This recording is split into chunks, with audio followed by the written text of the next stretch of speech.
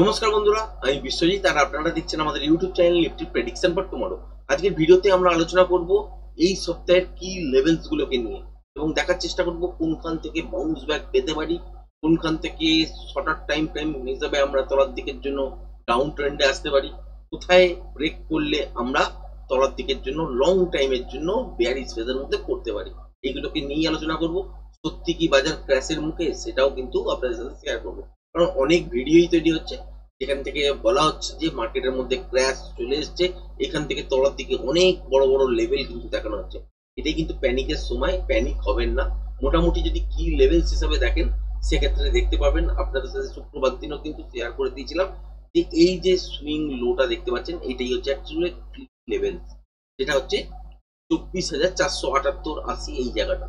যতক্ষণ না ব্রেক করছে তাহলে এর কাছাকাছি এসে বা এই লেভেলটাকে টাচ করে আপসাইডের দিকে বাউন্স ব্যাক হতেই পারে।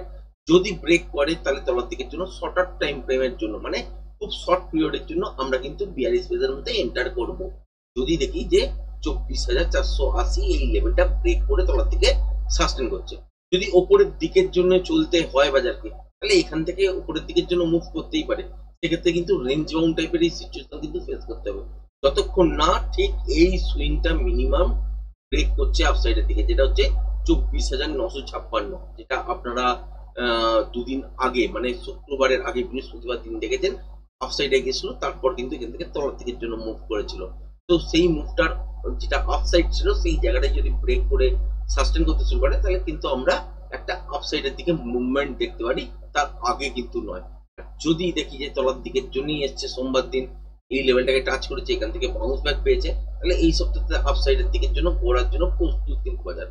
যদি এই লেভেলটাকে ব্রেক করে, যেটা করা কিন্তু অস্বাভাবিক কিছু নয়, কারণ হচ্ছে এটাই যে আওয়ারলি টাইম ফ্রেম অনুযায়ী কিন্তু এখানে প্যাটার্ন তৈরি করেছে, সেই প্যাটার্ন অনুযায়ী এই লেভেলটাকে ব্রেক করে তলা দিয়ে কিন্তু 24,200 কাছাকাছি পর্যন্ত টার্গেট আছে। তাহলে শর্ট টাইম হিসাবে আমরা বিয়ারিশ ফেজের মধ্যে এন্টার করতেই পারি।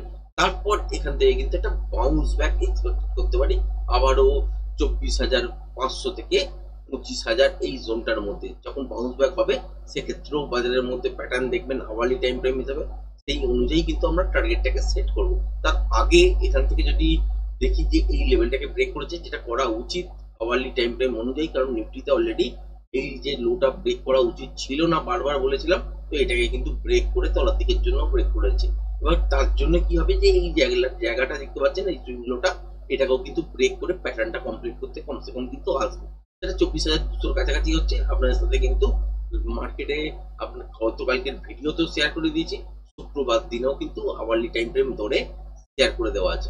আর লং টাইমে কখন আমরা বিয়ারিশ ফেজে যাব, যতক্ষণ না এই সুইং লোটা ব্রেক করছে, যেটা হচ্ছে 23,930-35 এই জায়গাটা যতক্ষণ না ব্রেক করে তলার দিকের জন্য রিটেস্ট করার পর সাস্টেন করছে, ততক্ষণ পর্যন্ত আমরা লং টাইম বিয়ারিশ ফেজের মধ্যে যাব না। আমরা প্যাটার্ন ওয়াইজ শর্ট টাইমের জন্য বিয়ারিশ ফেজের মধ্যে এন্টার হতে পারি। তারপর এখান থেকে কিন্তু একটা বাউন্স ব্যাক এক্সপেক্টেড, এবং তার মধ্যে গ্লোবাল কারণগুলো দেখার চেষ্টা করবেন। তার মধ্যে জড়িয়ে আছে হচ্ছে ইন্ডিয়া আমেরিকা ট্রেড ডিল, যেটাকে আমরা রেসিপ্রোকাল ট্যারিফ বলছি। তো 25% 1 আগস্ট লাগিয়েছে, সেটা কিন্তু ইমপ্লিমেন্টেশন হয়নি, সেটা কিন্তু হবে 7 তারিখ থেকে। 7 তারিখ থেকে যখন এটা লাগু হবে তখন কিন্তু মনে রাখবেন বাজারে তার আগেই বুঝতে পারছেন যে এই যে নেগেটিভ মুভমেন্টটা অলরেডি ডিসকাউন্ট করে দিয়েছে, আর ডিসকাউন্ট করার কিছু নেই।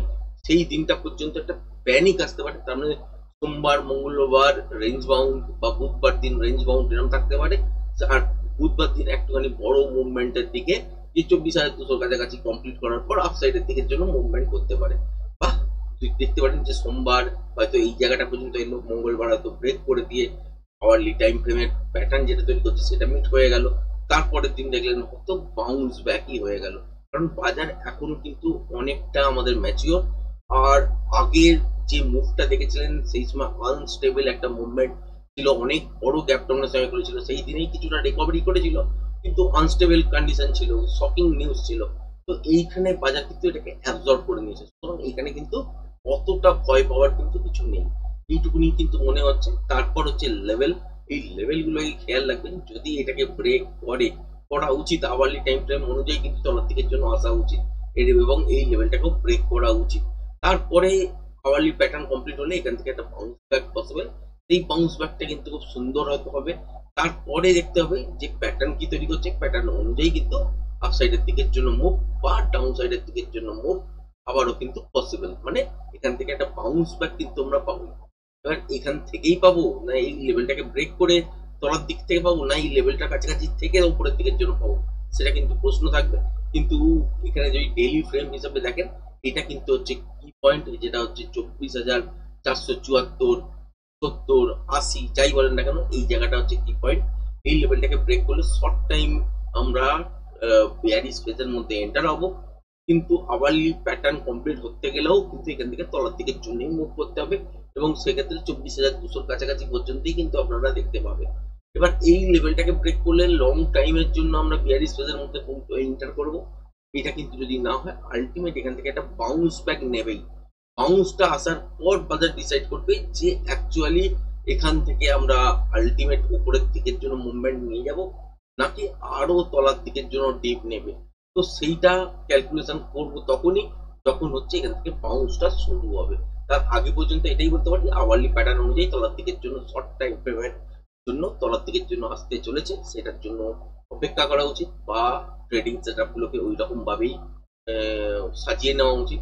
প্রত্যেকটা বাউন্সে একটা করে সেল আসবে, সেই রকম হিসাবেই কিন্তু ট্রেড কিন্তু করা যেতে পারে। আর তার সঙ্গে সঙ্গে রেঞ্জ বাউন্ড বাজারে কোয়ান্টিটি ম্যানেজ করে চলতে হবে, তার সঙ্গে ট্রেডের সংখ্যাও কমিয়ে দিতে হবে, মোমেন্টামটাকে কাজে লাগাতে হবে। এইগুলো কিন্তু মনে রাখবেন। ব্যাংক নিফটির ক্ষেত্রে যদি দেখেন, ব্যাংক নিফটির ক্ষেত্রে কি পয়েন্ট যদি বলেন, তাহলে হচ্ছে ঠিক এই জায়গাটা, যেটা হচ্ছে 55,128 থেকে 150, এই জোনটা হচ্ছে কি পয়েন্ট। এখনো পর্যন্ত জায়গা আছে যেখানে বন্ধ হয়েছে, সেটা হচ্ছে 55,617। এখান থেকে তলার দিকের জন্য পড়তে পারে, আবার এখান থেকে আপসাইডের জন্যও যেতে পারে।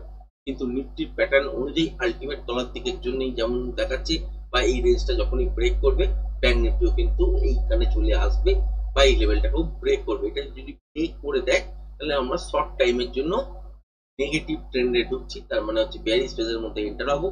এবং তার লং টাইমের জন্য কখন হবো, যখন এই জোনটা ব্রেক করবে, যেটা অনেকটা তলায় 53,500, এই জায়গাটা ব্রেক করে সাস্টেন যখন তলার দিকের জন্য করবে, তখনই একমাত্র আমরা লং টাইমের জন্য বিয়ারিশ ফেজে যাবো। আদারওয়াইজ এইসব জোন থেকে আমরা বাউন্স ব্যাকও পেতে পারি। এই লেভেলটা ব্রেক করার পর শর্টার টাইম ফ্রেম অনুযায়ী আমরা তলার দিকের জন্য বিয়ারিশ ফেজের মধ্যে এন্টার হতে পারি, কিন্তু খুবই ছোট টাইমের জন্য আবারও কিন্তু এখান থেকে আমরা বাউন্স পাবো। সেটারও ভিডিও কিন্তু আপনাদের সাথে শেয়ার করে দেওয়া আছে, অ্যাড কার্ডের মধ্যেও দিয়ে দেবো, যদি পারেন তো একবার দেখে নেবেন, লেভেলগুলো নিয়ে স্পষ্ট হয়ে যাবে। সুতরাং আজকের ভিডিওটা আর বিশেষ কিছু বড় করছি না, ভয় পাওয়ার কিছু নেই। এই সপ্তাহের মধ্যেই বাউন্স ব্যাক কিন্তু এক্সপেক্টেড। 7 তারিখে রেসিভেবল ট্রেডিং, যেটা অলরেডি 1 তারিখে অ্যানাউন্সমেন্ট হয়ে গেছে, তার কিন্তু কার্যকর যেটা সময়, সেটা হচ্ছে 7 তারিখ থেকে লাগু কিন্তু হবে। এবং 7 তারিখ থেকে লাগু হবে, তার আগে কিন্তু কি হতে পারে, নেগেটিভ থাকতে পারে। সোমবার দিন আমরা রেঞ্জ বাউন্ড দেখবো, মাইনাসের দিকে দেখতে পারি, বা সোমবার দিন পজিটিভ হয়তো একটা মুভমেন্ট ট্রেডিং পেলাম। সেই অনুযায়ী আপনার সাথে শেয়ার করেওছি গতকালকে ভিডিওতে কোন লেভেলটার উপর থেকে অ্যাকচুয়ালি বাইং সেটআপ হবে। নয়তো যদি গ্যাপ আপ করলে, তাহলে কিন্তু তরফ দিকের জন্য মুভমেন্ট আলটিমেট কিন্তু হবে। এবং রেঞ্জ বাউন্ডই দেখতে পাবেন, খুব বড় কিন্তু মুভমেন্ট হবে না, উপরেই যাক সেটা তলায় যাক। আর যদি দেখেন যে এই লেভেলটা ব্রেক করে সাস্টেন করছে, এটা অনেকটাই উপরে, আপাতত 24,956, তবেই কিন্তু একমাত্র ট্রেন্ড উপরের দিকের জন্য ঘোরার চান্সেস আছে। কারণ এই মুহূর্তে তো সম্ভব নয় এখান থেকে উপরের দিকের জন্য যাওয়া, তার জন্য 3 দিন 4 দিন কিন্তু বাজারকে অপেক্ষা করতেই হবে, তারপরেই কিন্তু মুভমেন্ট আসবে। এই জন্য 7 তারিখ হচ্ছে ক্রুশিয়াল লেভেল। ওই 7 তারিখ পর্যন্ত যে লোটা হবার সেটা পর্যন্ত হতে পারে, তারপরে আশা করছি যে একটা বাউন্স ব্যাক আমরা কিন্তু পাবো এই সপ্তাহের মধ্যে। তো আচ্ছা, আশা করছি ভিডিওটার মধ্যে অনেক কিছু জিনিস আপনাদের সাথে ক্লিয়ার শেয়ার করে দেওয়া হলো। যদি ভালো লেগে থাকে তাহলে অবশ্যই চ্যানেলটাকে লাইক শেয়ার সাবস্ক্রাইব করবেন। আজকের ভিডিওটা এই পর্যন্তই, ধন্যবাদ।